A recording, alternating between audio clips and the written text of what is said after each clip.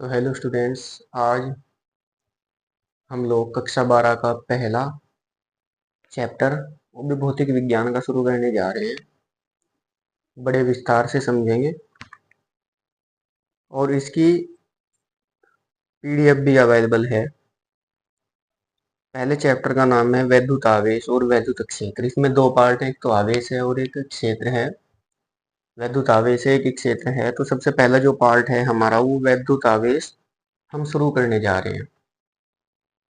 ठीक है, तो वीडियो को बिना स्किप किए, अगर आपको 2027 के बोर्ड परीक्षा देनी है इंटर क्लास की, तो आप बिना वीडियो स्किप किए वीडियो को देखते जाएं, क्योंकि अगर हम एक मिली सेकंड की वीडियो भी स्किप कर देंगे तो क्या पता उस मिली सेकंड में, जिस मिली सेकंड की हमने वीडियो स्किप की है, उस मिली सेकंड में कौन सी बात निकल जाए।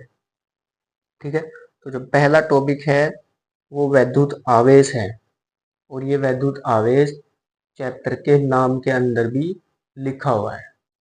ठीक है, तो वैद्युत आवेश की मैं तीन तरीके से यहाँ पर परिभाषा बोलता हूँ और तीनों तरीके की परिभाषाएं सही हैं और कुछ परिभाषाएं भिन्न भी होती हैं, हमारे से अलग भी होती हैं जो हम लिखवाएंगे। ऐसा नहीं है कि हमारी लिखवाई हुई परिभाषाएं सही हैं और दूसरी गलत हैं। ऐसा नहीं है कि दूसरे की लिखवाई हुई परिभाषाएं सही हैं और हमारी गलत है। एक परिभाषा को कई तरीके से अलग अलग भाषाओं में हम लोग अलग अलग तरीकों से लिख सकते हैं। बस परिभाषा ने जो कहा है वह भाव हमारा सेम होना चाहिए। ठीक है, तो परिभाषा है आवेश की, वैद्युत आवेश की, किसी वस्तु का वह गुण जिसके कारण वह वैद्युत बल उत्पन्न करती हो, उसको हम क्या कहते हैं? वैद्युत आवेश कहते हैं। उस गुण को हम वैद्युत आवेश कहते हैं। यानी किसी जिस गुण के कारण कोई वस्तु वैद्युत बल उत्पन्न करती हो, उसे हम क्या कहते हैं? वैद्युत आवेश कहते हैं। दूसरी परिभाषा है इसकी मेरी तरफ से, जब कोई किसी दूसरी वस्तु को अपनी तरफ धकेलने या खींचने का प्रयास करती है तो समझो उस पर वैद्युत आवेश आ जाता है। जब कोई दूसरी वस्तु को अपनी तरफ खींचने का या धकेलने का प्रयास करती है तो समझो उस पर क्या आ जाता है? हमारा वैद्युत आवेश आ जाता है। तीसरे नंबर की जो परिभाषा है, जब किसी वस्तु में इलेक्ट्रॉनों की संख्या बढ़ घट जाती है तो उसे क्या कहते हैं हम? उसमें वैद्युत आवेश पैदा हो जाता है। जब किसी वस्तु में इलेक्ट्रॉनों की संख्या बढ़ व घट जाती है तो उस वस्तु में समझो कि वैद्युत बल, वैद्युत आवेश पैदा हो जाता है। लेकिन पहले नंबर की जो परिभाषा है वो बहुत सुटेबल है और बहुत आसान है। किसी वस्तु का वह गुण जिसके कारण वैद्युत बल उत्पन्न करती हो तो उसको क्या कहते हैं? हम वैद्युत आवेश कहते हैं। जैसे अब समझे ध्यान से, जब हम कंघी को बालों में रगड़ते हैं या कंघी से हम बालों को बहाते हैं, ठीक है, या ठीक करते हैं, उसके बाद उस कंघी को हम कागज के बहुत महीन महीन टुकड़ों यानी बहुत छोटे छोटे टुकड़ों के पास अगर हम लेकर जाएं तो वह कंघी उन छोटे छोटे टुकड़ों को अपनी तरफ खींचने का प्रयास करेगी। ठीक, तो यह गुण क्या कहलाता है? वैद्युत आवेश कहलाता है। दूसरा उदाहरण है, जब हम सर्दियों के दिनों में या गर्मियों के दिनों में जब हम कपड़े निकालते हैं, कपड़े उतारते हैं तो उसमें से हल्की हल्की चटकारियों की आवाज आती है। इस इस गुण को हम क्या कहते हैं? इन चटकारियों को हम क्या कहते हैं? ये आवाज क्यों आई हमें? क्योंकि उसमें क्या उत्पन्न हुआ? वैद्युत आवेश उत्पन्न हुआ। उसके बाद यदि हम किन्हीं दो गुब्बारों को सिर पर रगड़ लें और उसके बाद उन्हीं दोनों गुब्बारों को हम दीवार के पास ले जाते हैं तो नहीं, किसी गुब्बारे को यदि हम सिर पर रगड़ें और उसे दीवार के पास लेकर जाएं तो यह गुब्बारा दीवार पर चिपकने का प्रयास करेगा। तो यह दीवार पर क्यों चिपक रहा है? क्योंकि यहाँ पर भी वैद्युत आवेश उत्पन्न हो रहा है। उसके बाद तीसरे नंबर का जो उदाहरण है, यदि किन्हीं दो गुब्बारों को सिर से रगड़ने पर एक दूसरे के पास लेकर आए तो वे दोनों गुब्बारे चिपकते नहीं है, वो एक दूसरे को प्रतिकर्षित करते हैं, यानी दूर धकेलने का प्रयास करते हैं। तो वहां भी क्या हुआ, हमारा वैद्युत आवेश हुआ। उसके बाद यदि हमने देखा होगा कि पुराना टीवी या पुरानी स्क्रीन, उस पर जो धूल के कण हैं वो जल्दी जम जाते हैं। ठीक है, तो ये भी क्या है, हमारा वैद्युत आवेश। एक बात का इसके बीच में ध्यान रखना चाहिए, वैद्युत आवेश जहां होगा वहीं पर वैद्युत बल होगा। ठीक है, जहां पर वैद्युत बल होगा वहीं पर क्या होगा, वैद्युत आवेश होगा। यानी वैद्युत बल और वैद्युत आवेश दोनों के अंदर संबंध है, दोनों के बीच में संबंध है। इसलिए हम आने वाली जो परिभाषाएं हैं उनके अंदर वैद्युत बल को भी पढ़ेंगे। ठीक है, अब मैं बात करता हूं इसके खोजकर्ता के बारे में। सबसे पहले जो इसका वर्णन किया, ठीक है, इसके स्टडी की इसके बारे में, वो विलियम गिलबर्ट ने करी थी 1600 ईसा पूर्व में। यानी विलियम गिलबर्ट एक वैज्ञानिक थे, उन्होंने सबसे पहले इसका अध्ययन करा था 1600 ईसा पूर्व में। थेल्स ऑफ मिलेटस ने 600 ईसा पूर्व में इससे पहले इसका अध्ययन किया था। और आवेश का मात्रक गुलाम है। अब मात्रक के बारे में बात करते हैं। मात्रक क्या चीज होती है, जब हम सामान लेने के लिए जाते हैं दुकान पर, कोई जैसे चीनी, तेल वगैरह, तो हम सामान को किसी चीज में लाते हैं। ठीक है, वो हम कहते हैं जैसे हमें चीनी चीनी दे दो, हम दुकानदार को बोलते हैं चीनी दे दो हमें। चीनी कितनी चाहिए, किलो में चाहिए या पाव में चाहिए या फिर मीटर में चाहिए। ऐसा तो हम बोल भी सकते कि मीटर में चाहिए। ठीक है, तो इसको बोलते हैं मात्रक। क्या बोलते हैं इसको हम, मात्रक बोलते हैं। ठीक, अब सन 1600 ईसा पूर्व के ठीक बाद 1750 ईस्वी में एक वैज्ञानिक आए जिनका नाम था बेंजामिन फ्रैंकलिन। बेंजामिन फ्रैंकलिन नाम के एक वैज्ञानिक आए। उन्होंने कहा कि भाई आवेश एक प्रकार का नहीं है। आवेश कितने प्रकार का है, आवेश दो प्रकार का है। एक तो धनात्मक आवेश और एक ऋणात्मक आवेश। धनात्मक यानी प्लस का आवेश, ऋणात्मक यानी माइनस का आवेश। ठीक है, उसके बाद हमको ये चीज याद रखनी है कि भाई आवेश दो प्रकार का होता है। ठीक स्टूडेंट्स, अब बात करता हूं मैं।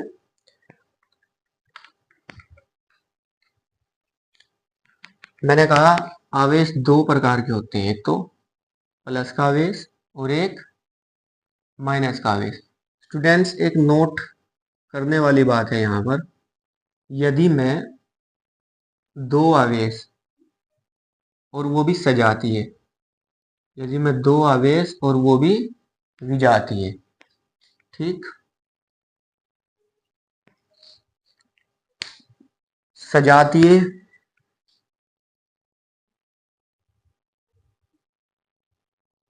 और विजातीय,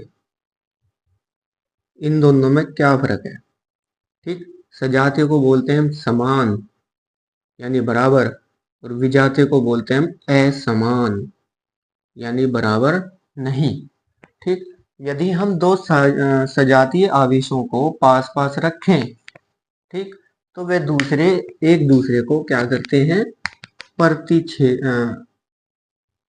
प्रतिकर्षित करते हैं। प्रतिकर्षित का मतलब होता है ये एक दूसरे को दूर धकेलते हैं। कौन, यदि मैं समान आवेशों को एक साथ बिठा दूं, ठीक, और यदि मैं असमान आवेश को एक साथ बिठाऊं तो दोनों एक दूसरे को आकर्षित करेंगे, दोनों एक दूसरे के समीप आएंगे। ठीक है, ऐसे ही ये है, यदि दो समान आवेश इकट्ठे रख दिए जाएं तो दोनों एक दूसरे को दूर धकेलने का प्रयास करेंगे, और दो असमान आवेश एक साथ रख दिए जाएं तो दोनों एक दूसरे को आकर्षित करने का काम करेंगे। अब एक बात सोचो छोटी सी, ये बंदे एक दूसरे को प्रतिकर्षित कर रहे हैं, ये बंदे एक दूसरे को आकर्षित करते हैं, तो इसका मतलब क्या है, इनके बीच कहीं ना कहीं बल है। बिना बल के तो ये एक दूसरे को ना तो आकर्षित कर सकते ना प्रतिकर्षित कर सकते, क्योंकि मैंने अभी 2 मिनट पहले बताया कि आने वाली परिभाषाओं में हम बल के बारे में बात करेंगे, और वो बल नॉर्मल बल नहीं होगा, वो आकर्षण और प्रतिकर्षण बल होगा। इसको हम वैद्युत बल कहेंगे। ठीक है,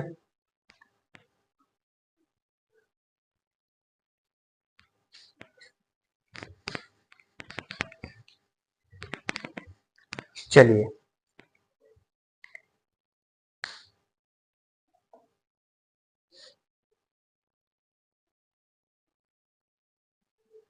एक बात समझते हैं। दो वस्तु है हमारे पास, एक वस्तु ए है, एक वस्तु बी है। मैंने कहा कि यदि मैं ए को बी पर रगड़ूं, ठीक, और यह धनावेशित हो गई। भाई कहने का मतलब ये था कि ये पहले से धनावेशित थी,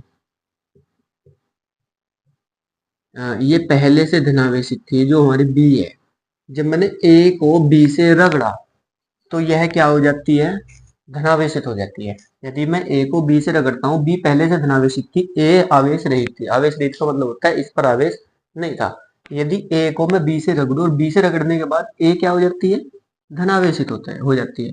तो यदि मैं इसी ए को किसी तीसरी वस्तु सी से रगड़ूं तो यह धनावेशित की जगह ऋणावेशित भी हो सकती है। मतलब अगर रगड़कर परस्पर रगड़कर आवेश आ सकता है तो परस्पर रगड़कर आवेश जा भी सकता है, क्योंकि आवेश आना और जाना किसके कारण होता है, वो होता है इलेक्ट्रॉन के कारण। किसके कारण होता है, इलेक्ट्रॉन के कारण होता है। वो इलेक्ट्रॉन क्या होते हैं हम आने वाली हेडिंग में समझेंगे, ठीक है।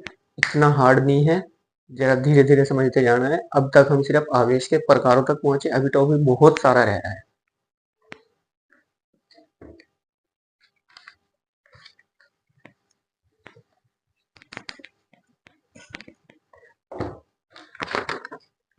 हाँ, अब बात करते हैं उस इलेक्ट्रॉन के बारे में। भाई इलेक्ट्रॉन क्या है, भाई जो प्रत्येक पदार्थ होता है ना, प्रत्येक पदार्थ वो परमाणुओं से मिलकर बना होता है। प्रत्येक पदार्थ किससे मिलकर बना होता है, परमाणुओं से बना होता है। लेकिन छोटा सा पहले हम इलेक्ट्रॉन की परिभाषा को ले लेते हैं, ठीक है। किसी परमाणु का वह छोटे से छोटा कण जिसे हम नग्न आंखों से नहीं देख सकते। नग्न आंखों यानी नंगी आंखों से नहीं देख सकते, ठीक है। हमें संभव नहीं है, हम देख ही नहीं सकते हैं, इतना छोटा है होता है वो, ठीक। और यह नाभिक के चारों तरफ घूमता है। नाभिक जो होता है वो परमाणु के अंदर होता है। वो हम इलेक्ट्रॉन सिद्धांत अभी पढ़ेंगे 2 मिनट के बाद, उसमें पता लग जाएगा। जैसे ग्रह के चारों तरफ नहीं, सूर्य के चारों तरफ ग्रह घूमते हैं, ठीक है। जैसे हमारे सौर मंडल में सूर्य के चारों तरफ कक्षाओं में क्या घूमते हैं, ग्रह घूमते हैं। ऐसे ही परमाणु के अंदर नाभिक के चारों तरफ विभिन्न कक्षाओं में इलेक्ट्रॉन घूमते हैं, और इलेक्ट्रॉन घूमते ही रहते हैं, बैठते नहीं है आराम से। बात कर रहा हूँ इलेक्ट्रॉनिक सिद्धांत के बारे में, ठीक है। इस सिद्धांत के अनुसार प्रत्येक पदार्थ परमाणुओं से मिलकर बना होता है। प्रत्येक पदार्थ किससे मिलकर होता है, बना होता है, परमाणुओं से बना होता है। चलो अब मैं बात करता हूं कि ये मेरे परमाणु का आकार है। मान लिया इसका जो बीच का भाग होता है, बिल्कुल बीच का भाग, ध्यान से समझना, बिल्कुल ये बीच का भाग, ये क्या होता है हमारा, नाभिक होता है। क्या नाम रखा मैंने इसका, नाभिक रखा। ये जो नाभिक होता है ना, ये दो कणों से मिलकर बना होता है। किस किस से, दो कणों से, प्रोटॉन और न्यूट्रॉन, ठीक है। प्रोटॉन और न्यूट्रॉन। अब जो प्रोटॉन होता है, प्रोटॉन, पी फॉर प्रोटॉन,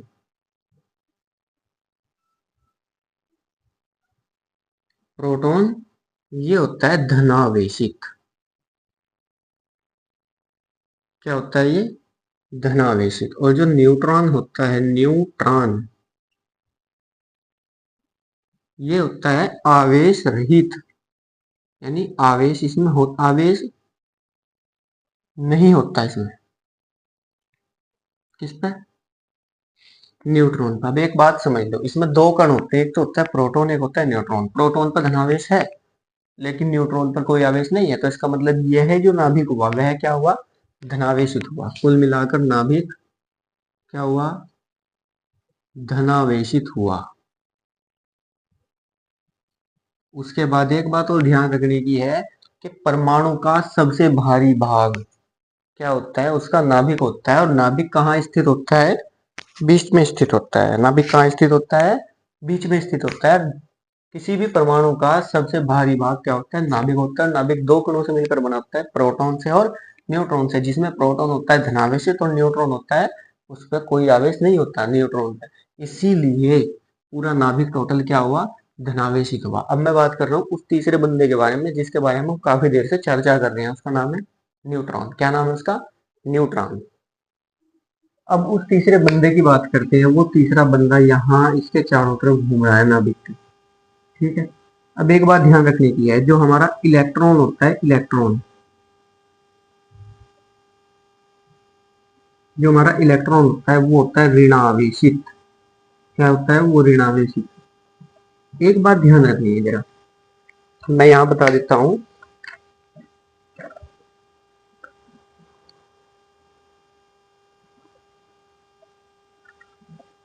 जो ये इलेक्ट्रॉन इस नाभिक के चारों तरफ घूम रहे हैं, ठीक है, जो ये इलेक्ट्रॉन इस नाभिक के चारों तरफ घूम रहे हैं, जितना इन पर ऋणावेश है उतना ही इस नाभिक पर धनावेश होगा, ठीक है। एक बात ध्यान रखना है, जितना धनावेश प्रोटॉन पर होता है उतना ही ऋणावेश इन इलेक्ट्रॉन पर होता है, यानी बराबर धनावेश बराबर ऋणावेश। इसका मतलब ये प्लस ये माइनस, जब ये प्लस है ये माइनस तो दोनों कट गए। यानी जैसे हम गणित में करते हैं, प्लस का एक्स है और अगर माइनस का एक्स हो तो दोनों कट जाते हैं, तो क्या रहता है हमारा? जीरो रहता है। तो जितना हमारे पास प्लस का आवेश है उतना ही हमारे पास क्या है? माइनस का आवेश है। तो इसका मतलब प्लस का आवेश से माइनस का आवेश खत्म हो गया। तो अब बात करते हैं इस परमाणु पर कितना आवेश हुआ। इस पर हुआ आवेश उदासीन। उदासीन का मतलब इस पर आवेश नहीं है। इस पर ना तो प्लस का ज्यादा आवेश है, ना इस पर माइनस का ज्यादा आवेश है, ठीक है। लेकिन प्लस का ज्यादा आवेश हम इसे इसको कर सकते हैं। वो हम घर्षण द्वारा भी कर सकते हैं, वो हम स्पर्श द्वारा भी कर सकते हैं, ठीक है। कई तरीके होते हैं, दो विधियां मैंने बता दी अभी, आगे देखते हैं इसके बारे में, ठीक है। ये हमारा इलेक्ट्रॉनिक सिद्धांत हुआ। इलेक्ट्रॉनिक सिद्धांत यानी अगर मैं इसे दोबारा से रिपीट करता हूँ, यही प्रत्येक पदार्थ परमाणुओं से मिलकर बना होता है और परमाणु का सबसे भारी भाग नाभिक होता है, जिसके अंदर दो कण होते हैं, एक तो प्रोटॉन और एक न्यूट्रॉन, ठीक है। प्रोटॉन धनावेशित होता है, न्यूट्रॉन के ऊपर कोई आवेश नहीं होता है, तो इसीलिए हमारा नाभिक क्या हुआ? धनावेशित हुआ। नाभिक के चारों तरफ तीसरे प्रकार के कण घूमते हैं, जिनको हम क्या कहते हैं? इलेक्ट्रॉन कहते हैं। और इलेक्ट्रॉन ऋणावेशित होते हैं। इलेक्ट्रॉन क्या होते हैं? तो ऋणावेशित होते हैं, ठीक है। जितना इलेक्ट्रॉनों पर ऋणावेश होगा उतना ही नाभिक पर क्या होगा? धनावेश होगा। इसलिए पूरा परमाणु क्या हुआ? उदासीन हुआ, ठीक है। बहुत आसान भाषा में मैंने इसे रिपीट करा, अब आगे समझते हैं।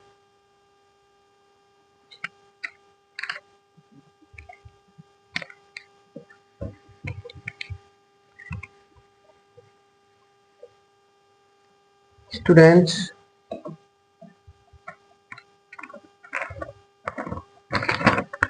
तीसरा जो नंबर है, मैं यहाँ पर नोट को थोड़ा सा रिपीट करूंगा। जब दो भिन्न पदार्थों को आपस में रगड़ा जाता है तो इलेक्ट्रॉन एक पदार्थ से हटकर दूसरे पदार्थ में चले जाते हैं। अभी 2 मिनट पहले भी रिपीट करी थी बात। जिससे हटते हैं वह धनावेशित और जिस पर जाते हैं वह ऋणावेशित हो जाता है। बात को जरा गौर से समझिए। ये हमारी ए वस्तु है, ये हमारी क्या है? बी वस्तु है। जब मैं दोनों वस्तुओं को यहाँ आपस में लाकर रगड़ूंगा, मैं रगड़ने की बात करूं, ये रगड़ा लग गया, ठीक है। माना ए वस्तु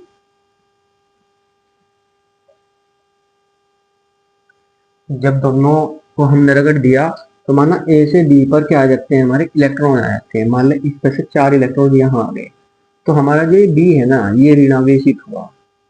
यानी जिसके पास इलेक्ट्रॉन चले गए वो क्या हुआ? ऋणावेशित हुआ। जिसके पास से गए वो क्या हुआ? धनावेशित हुआ। बात को जरा ध्यान से समझेंगे। जिसके पास इलेक्ट्रॉन गए दूसरे के पास से वो ऋणावेशित हुआ, और जिसके पास से गए वो क्या हुआ? धनावेशित हुआ। यानी जिसने दिए वो धनावेशित और जिसने लिए वो ऋणावेशित। बात ध्यान से समझेंगे, क्योंकि ऋणावेशित का मतलब होता है कर्जा एक टाइप से, ठीक है। अब इसके पास इलेक्ट्रॉन वहां से आए, चाहे वो 4 इलेक्ट्रॉन आए हो संख्या में, चाहे वो 5 इलेक्ट्रॉन आए हो संख्या में, ठीक है। लेकिन हुआ तो कर्जा ना, उसने दूसरे से वो लिए हैं, ठीक, तो उसको वो वापस भी करने पड़ेंगे, ठीक। अब बात को जरा ध्यान से समझेंगे। जो आवेश ग्रहण करता है वह ऋणावेशित हो जाता है।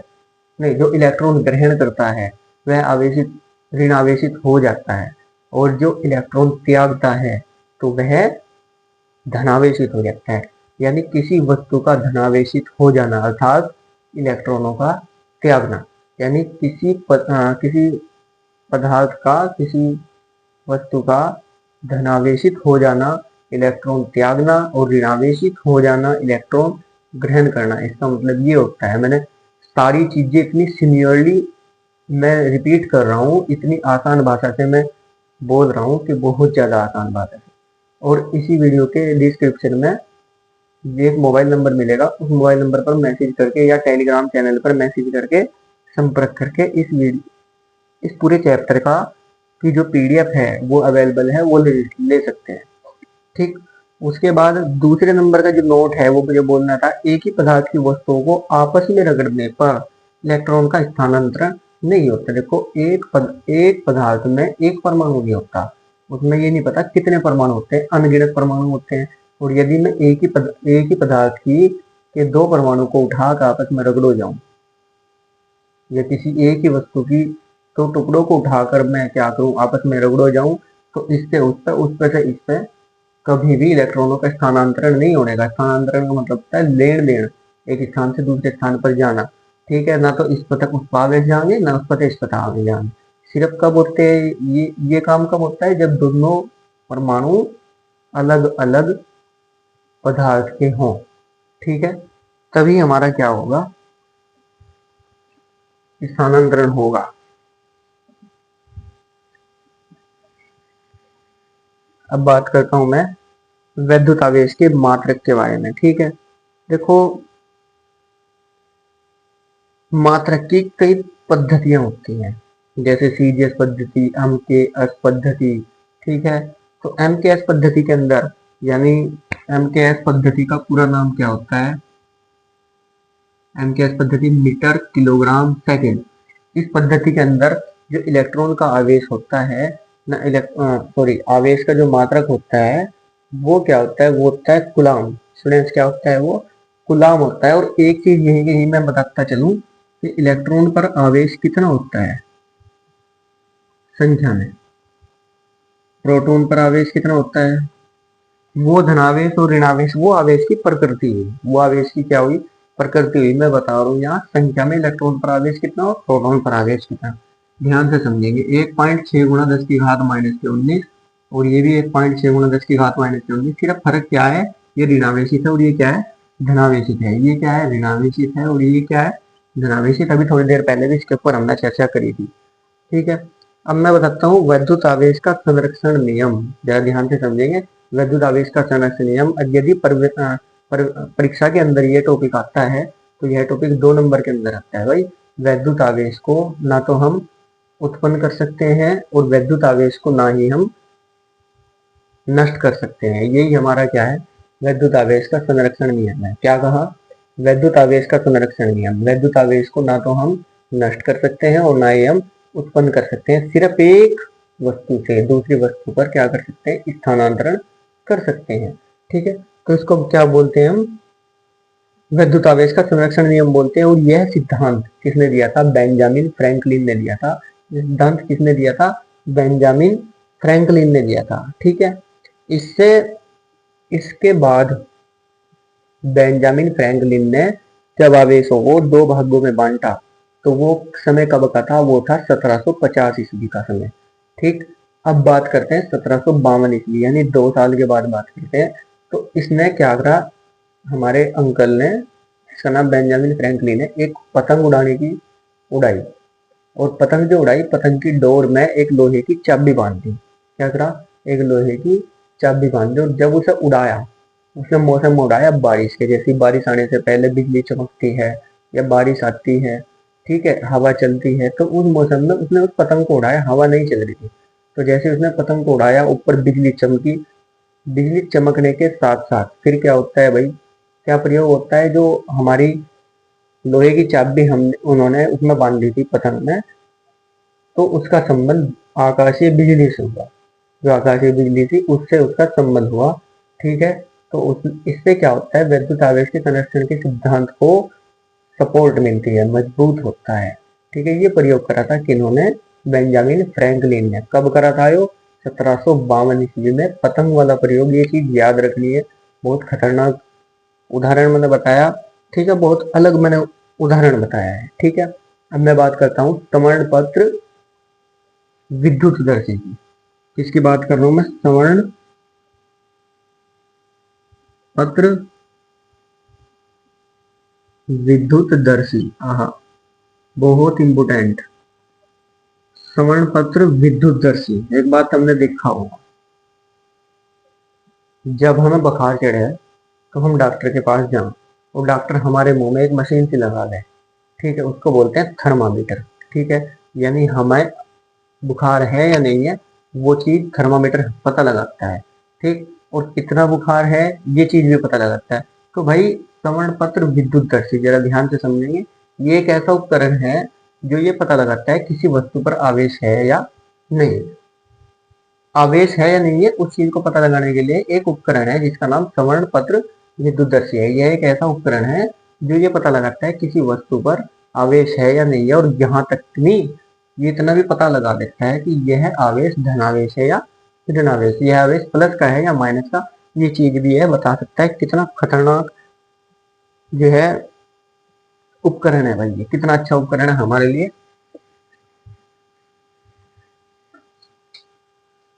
अब मैं बात करता हूँ आवेश का क्वांटीकरण के बारे में।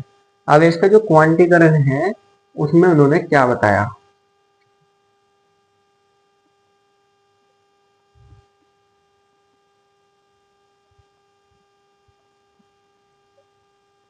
आवेश के क्वांटीकरण के बारे में क्या बताया भाई? वैद्युत आवेश को अनिश्चित रूप से विभाजित नहीं कर सकते। जो वैद्युत आवेश है उसको हम अनिश्चित रूप से विभाजित नहीं कर सकते, निश्चित रूप से विभाजित कर सकते हैं। इसके अंदर इन्होंने एक सूत्र दिया है, क्यू बराबर एन ई। एन होता है और ई क्या होता है? ठीक है, एन होता है इलेक्ट्रॉनों की संख्या। एन क्या होता है भाई? इलेक्ट्रॉनों की संख्या। और ई होता है भाई इलेक्ट्रॉन पर आवेश, जिसका मान मैंने अभी बताया 1.6 गुणा 10 की घात माइनस के 19 गुलाम। ठीक, ये सूत्र भी याद रखना है। अगर न्यूमेरिकल जब चलेंगे हमारे एनसीईआरटी जोन में भी, ये वहां हमें बहुत सपोर्ट करेगा। ठीक है, इसको ई को हम, इसका नाम दूसरा भी है, इसका नाम है भाई मूल आवेश भी है इसका नाम, इसको हम बोलते हैं मूल आवेश। ठीक है, हिंदी में। बाकी इलेक्ट्रॉन पर आवेश तो यह है ही, लेकिन मूल आवेश भी इसी का नाम है।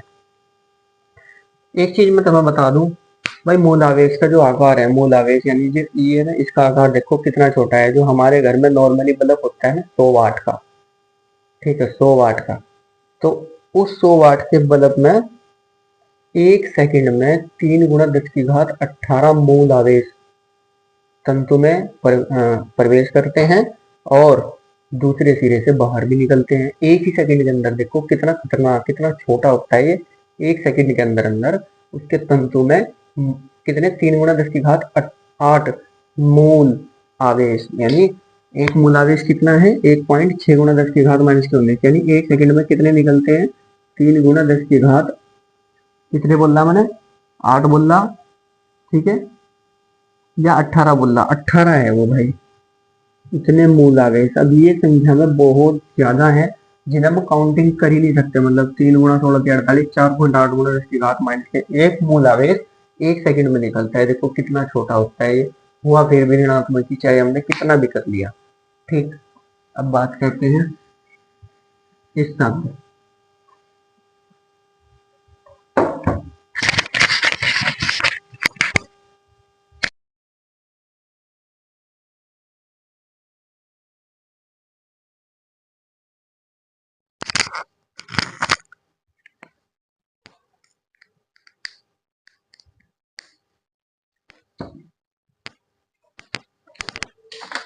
तो ये तो था हमारा मूल आवेश का आकार।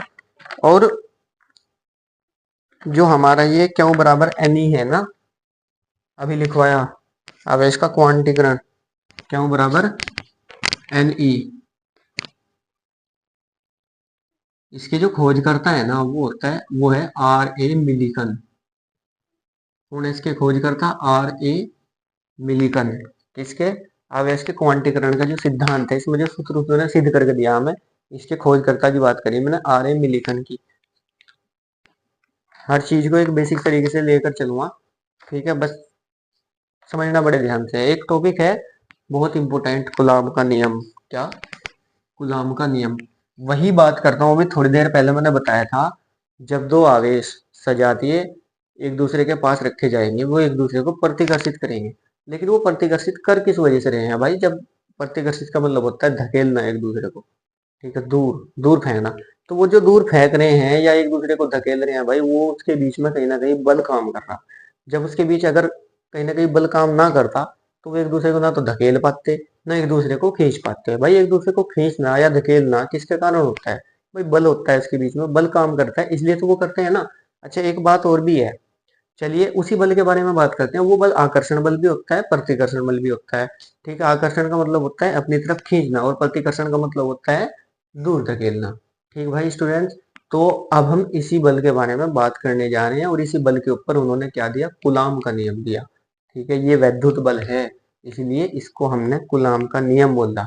और कूलाम कौन थे? फ्रांसीसी वैज्ञानिक थे, जिन्होंने 1785 ईस्वी में यह नियम दिया था। ठीक है, तो इसके बारे में हम ये बात करते हैं।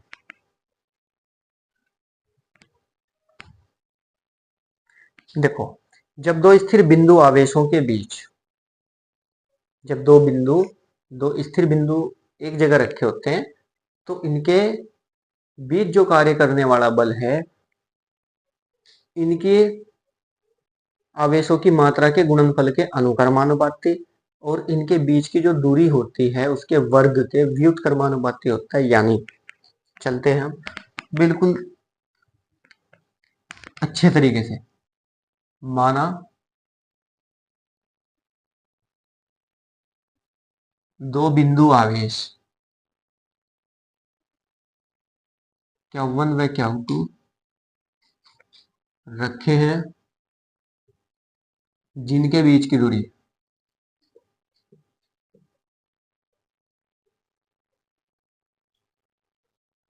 क्या है? R है। ये निर्वात में भी रखे हो सकते हैं, जैसे Q1 और Q2, और इनके बीच की दूरी ये क्या है हमारी? R है। तो अभी मैंने क्या बताया? जो इनके बीच कार्यरत बल है ना, बल, वो अनुक्रमानुपाती होती है, होता है भाई। जो इसकी आवेश की मात्राएं हैं, आवेश की मात्राएं या Q1 है या Q2 है, इनके दोनों के गुणनफल के अनुक्रमानुपाती, अनुक्रमानुपाती का निशान ये है। और यही बल व्युत्क्रमानुपाती भी होता है भाई, इसके बीच की दूरी के वर्ग के। यानी अगर मैं इसके बटे में रख दूं आर, आर का स्क्वायर। ठीक है, अब बात करते हैं, देखो एफ अनुक्रमानुपाती Q1 Q2 बटे आर स्क्वायर। अगर मैं इस अनुक्रमानुपाती को हटाता हूँ, तो एक अनुक्रमानुपाती नियतांक लगाना पड़ता है। उस नियतांक का नाम यहाँ पर क्या दिया गया? उस नियतांक का नाम यहाँ पर दिया गया के।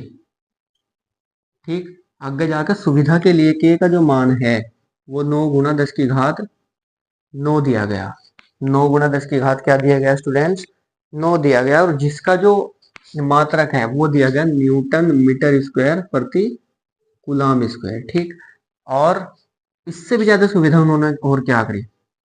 ठीक है, इस 9 × 10⁻9 की जगह 1/4 पाई एप्सिलॉन नॉट ये दिया। ठीक है, ये चीज याद रखनी है। अब इसमें जो ये है ना एप्सिलॉन नॉट, इसके बारे में बात करते हैं। ठीक है, इसका जो हिंदी नाम है एप्सिलॉन जीरो का, वो है भाई निर्वात की वैद्युतशीलता। उसका नाम क्या है? निर्वात की वैद्युतशीलता। निर्वात की वैद्युतशीलता।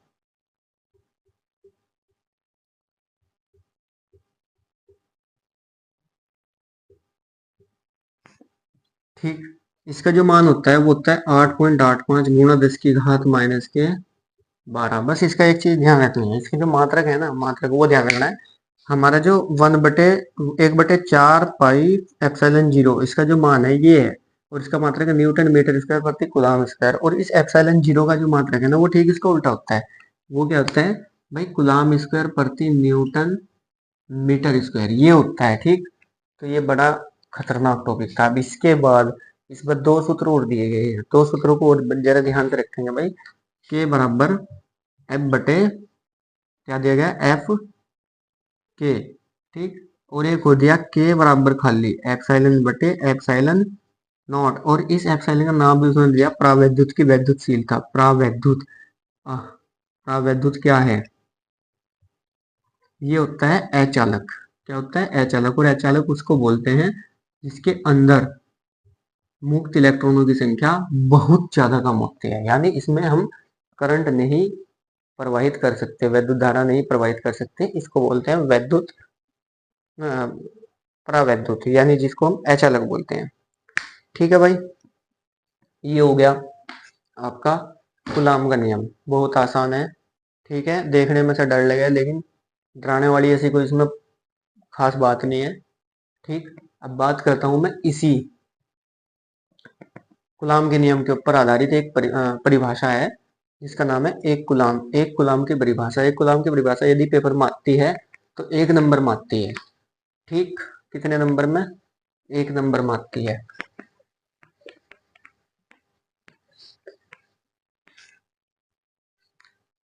चलिए, 1 नंबर में आती है भाई वो परिभाषा है कि एक कूलाम की। ठीक है, एक कूलाम वह आवेश है जो 1 मीटर की दूरी पर रखे दो सजातीय आवेशों को 9 × 10⁻⁹ न्यूटन बल से प्रतिकर्षित करता है। ठीक है, एक कूलाम वह आवेश है जो 1 मीटर की दूरी पर रखे दो बिंदु आवेशों को 9 × 10⁹ मीटर न्यूटन बल से प्रतिकर्षित करता है। ठीक, क्या कहा? एक कूलाम वह आवेश है जो दो स्थिर बिंदु आवेशों को, सजातीय आवेशों को, जो दोनों 1 मीटर की दूरी पर रखे हों, उनको 9 × 10⁻⁹ मीटर नहीं, 9 × 10⁻⁹ न्यूटन बल से प्रतिकर्षित करता है। इसको बोलते हैं एक कूलाम आवेश। ठीक है, 2 नंबर में आता है जब भी आता है। उसके बाद आगे जो टॉपिक है वो भी बड़ा इंपॉर्टेंट है।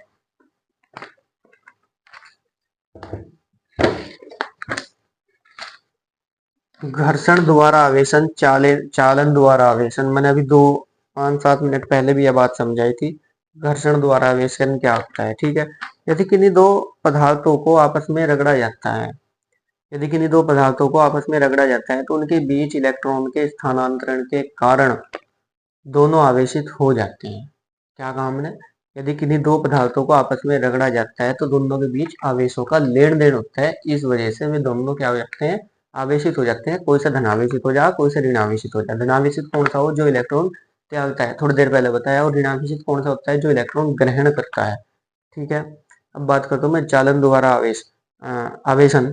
यदि किसी आवेशित चालक को किसी आवेश रहित अनावेशित यदि किसी आवेशित चालक को अनावेशित चालक से स्पर्श कराएं, ठीक है, तो यह भी आवेशित हो जाता है। ये भी हमारी एक विधि है चालन द्वारा आवेशन की। ठीक है, समझाया था। क्या है वो? यदि A हमारा आवेशन है और B हमारा आवेश नहीं है, तो A को यदि मैं B से स्पर्श कराऊं, A ऐसे, तो हमारा A तो पहले से आवेशित था, आवेशित पहले से, लेकिन B नहीं था।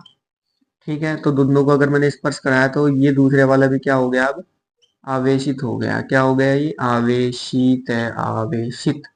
ठीक, ये चीज हमारी ध्यान रखनी है। उसके बाद मैं बात कर रहा हूँ अर्धचालक की। अचालक और कुचालक मैंने पहले समझा दिया। कुचालक और अचालक दोनों एक ही चीज होती है। चालक और अचालक मैंने पहले समझा दिया। वह है पदार्थ जिस पर मुक्त इलेक्ट्रॉनों की संख्या अधिक होती है, वह तो होता है चालक। उसमें संभव है विद्युत धारा का बहना। और वह पदार्थ जिसमें मुक्त इलेक्ट्रॉनों की संख्या न के बराबर है, वह होता है कुचालक। उसमें संभव नहीं है विद्युत धारा का बहना। ठीक, अब बात करता हूं मैं इसी के तीसरे भाई यानी चाचा का लड़का है इसके, अर्धचालक। ठीक, अर्धचालक वे पदार्थ जिनकी चालकता चालकों से बहुत कम और अचालकों से अधिक होती है। चालकों से तो बहुत कम होती है इसकी चालकता और अचालकों से अधिक होती है, तो इसको क्या बोलते हैं हम? अर्धचालक बोलते हैं। ठीक है भाई, जैसे जर्मेनियम और सिलिकॉन। अब मैं बात कर रहा हूँ कोटर के बारे में। कोटर क्या है? कोटर एक नई हेडिंग बनी भाई। यह हेडिंग 12th क्लास में पहले कम थी नहीं मेरा अंदाजा, अब बनी है, तो इस हेडिंग को बड़े ध्यान से समझेंगे। कोटर है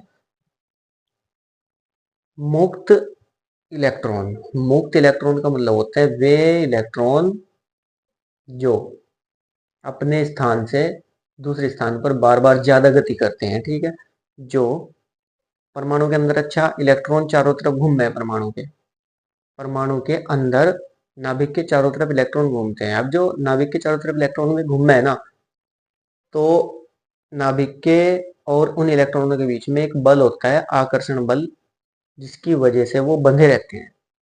लेकिन जो नजदीक के इलेक्ट्रॉन होते हैं, नजदीक के कक्षाओं के इलेक्ट्रॉन होते हैं, वो उससे कसकर बंधे रहते हैं। ठीक है, यानी प्रबल आकर्षण बलों से बंधे रहते हैं। लेकिन जो दूर की कक्षाओं के इलेक्ट्रॉन है वो दुर्बल आकर्षण बलों से बंधे रहते हैं।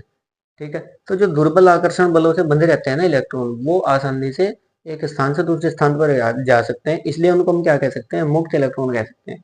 वो कभी यहाँ है, कभी वहां, कभी यहाँ, कभी वहां, जो बेचैन है बिल्कुल, उनको क्या बोलते हैं? मुक्त इलेक्ट्रॉन। ठीक, इन्हीं मुक्त इलेक्ट्रॉनों की वजह से क्या होता है, जो पतंग पर उसने चाबी लटकाई थी बेंजामिन फ्रैंकलिन ने, तो वहां मुक्त इलेक्ट्रॉन की वजह से क्या हुआ, उस पर भी करंट आ गया। तो ये क्या है? सब मुक्त इलेक्ट्रॉन है। कभी कभी क्या होता है, 33,000 वाट की लाइन के पास अगर हम खड़े हो जाएं, तो हम अचानक उस लाइन पर जाकर चिपक जाएं, बिल्कुल नजदीक अगर उसके जाकर खड़े हो जाएं, वो खुद ही हमें अपनी तरफ फेंकने का प्रयास करेगी। वो क्या है? वो भी एक मुक्त इलेक्ट्रॉन है, वैद्युत क्षेत्र वाला। ठीक है, तो वैद्युत क्षेत्र भी इसी का टॉपिक है, आगे समझेंगे।